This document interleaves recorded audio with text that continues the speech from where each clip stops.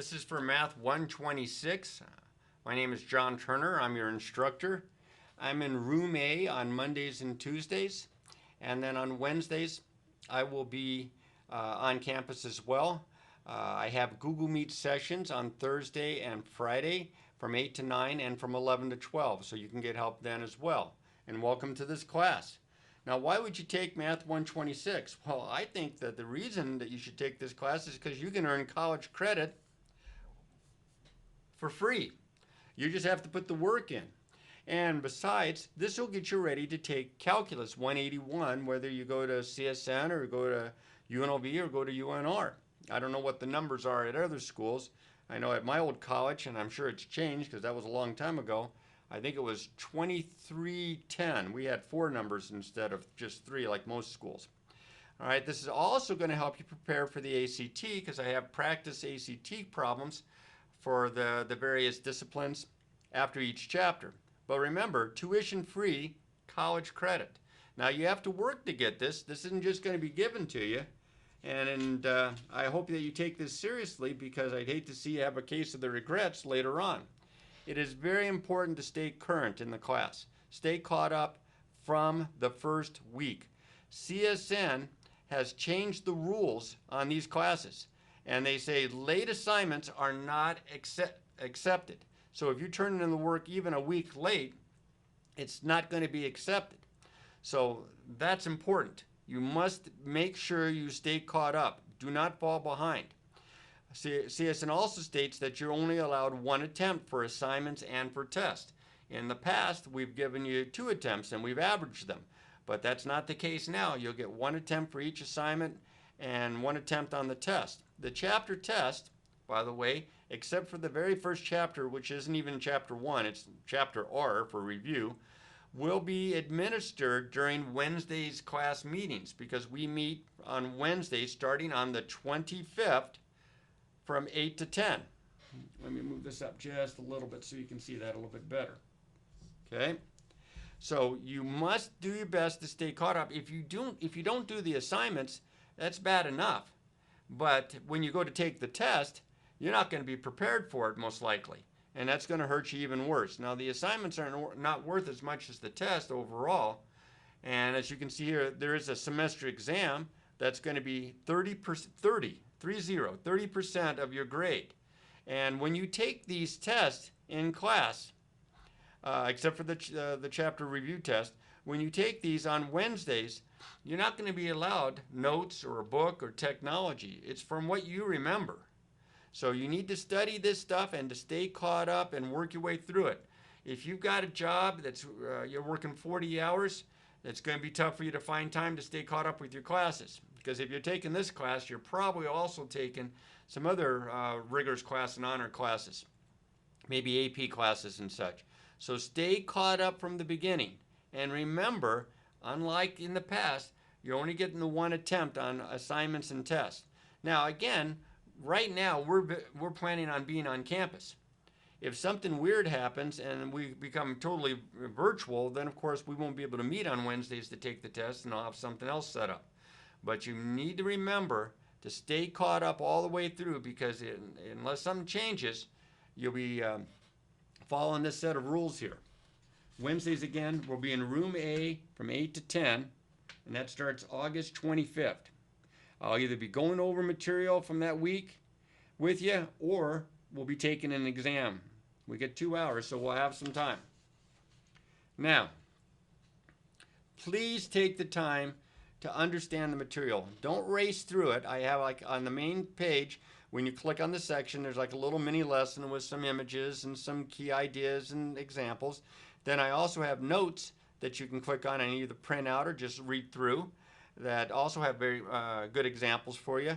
I have videos that I created for this class that go over all the key ideas and lots of good examples in there. And of course, there's a textbook that's built into the class. The practice problems that I have listed here for each section, there are odd numbered problems. So you can practice those out of the book and then check your answers because the answers are provided in the back of the book. The assignments are not going to be out of the book. Well, let's take that back. The very first chapter, the review chapter, which we're going to cover very quickly. The assignments are built into it. Oh, I didn't finish writing this out. The assignments are multiple choice. And since this is not part of CSN's curriculum, that's why I cover it quickly, we could change the rules a little bit as far as that. So the test is also multiple choice, but there is a deadline. So if you don't have it done by midnight on the deadline, then it closes and you can't take it. You must complete the assignments before the test becomes available. So if you jump right to the test, you won't be able to open it. You must do in the review chapter, there are 8 sections. So I think I have 4 the first week, which is next week, as I'm doing this on the Friday before school kicks in on the 6th. And then there are 4 the following week, and then the test. So it jumps up at you here pretty quick. So make sure that you get your work done on time. Don't wait to the last second and then something weird happens, like your internet goes down or something, because you've got time. And of course, you can come in on, I believe, on Wednesdays.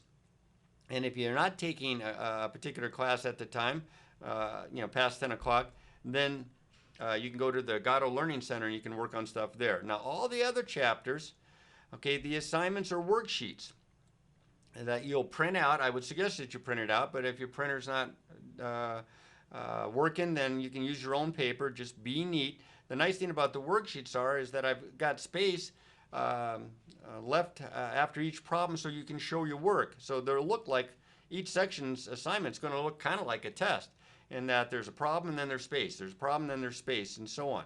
You can kind of gauge that if you're using your own paper when you work it out, but you must be neat, whether you're doing it on the worksheet or you're doing it on your own paper, especially on your own paper. Skip a line between problems and such. I would prefer that you use a pencil. I would want to make sure that you know to show all proper work. Now you say, well, what's proper work? Well, if I ask you to work a problem, let's say, for example, I ask you to solve an equation, and you solve the equation by trial and error, that's not considered proper work. You're going to use the steps that's shown in the chapter to help you with that. Please follow directions, especially when it has to do with, round your answer to the nearest tenth, to the nearest hundredth, to the nearest thousandth. Be sure that you follow the directions there. Answer problems that are story problems in sentence form. You don't have to write a paragraph, but if it's a story problem or an application, a short sentence with proper units if necessary. Now, if you're doing your work on your own paper and you have graphs to do, I would suggest that you use graph paper. I have graph paper built into the top of the class that you can print out as well. If you can get to like a Walmart or something, you can get more than enough graph paper for probably less than $1. So have graph paper, use a ruler, set your scale, put arrows on your axes. I'm really particular about that. That's why I suggest you use the worksheets, because I've done all that for you. I've got grids drawn in there, I've got the arrows, I've got the scales, and so on.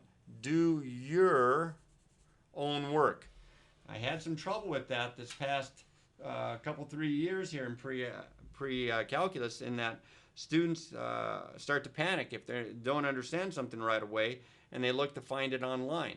If you turn in something and I ask you, show me the work, and you can't show me the work because you don't understand how to do it, because you just got help from a tutor or you copied something off the internet, that's going to be a problem. You could end up with a 0 on that assignment, and if you get a 0 on that assignment, that's a problem as well, because that's going to hurt your grade, and it's going to put you in kind of a bad way, getting ready for the exam, ready for the test. At the end of each chapter, there's an ACT review section, math and English and so on. I would suggest that you take advantage of that, as many of you are going to be taking the AC test. I think it's in March this year if we're on campus. And again, as I mentioned before, maintain academic integrity. You got to get used to doing your own stuff, being responsible for your own work and such. I don't have anything against asking a question, of like a tutor, or if you have a parent that can help you and such. I just don't want them doing the work for you, the tutor doing the work for you, or you're just copying something off a website that you're not even sure what it means. Academic integrity, very, very important. And we're going to have a good year, and you're going to get yourself a chance to earn some free college credit. So you can't beat that with a stick. Looking forward to meeting you all. Take care.